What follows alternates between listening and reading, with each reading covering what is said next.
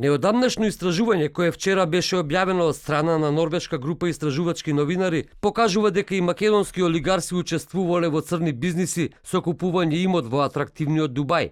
Како што стои на норвешкиот сајт e24.no, во ист кош со руски олигарси кои се под санкции на Западот, финансиски криминалци и корумпирани европски функционери, се наоѓаат и 45 македонски државјани кои вкупно поседуваат 55 имоти со вкупна вредност од 14 милиони американски долари.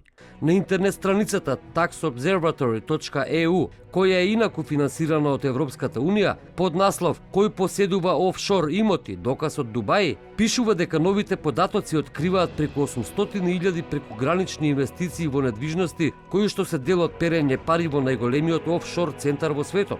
Причината за сомнежот лежи во фактот според кој, како што се наведува на сајтот, над фрапантни 146 милиарди американски долари странски пари се инвестирани во овој блискоисточен мегаполис преку офшор компании.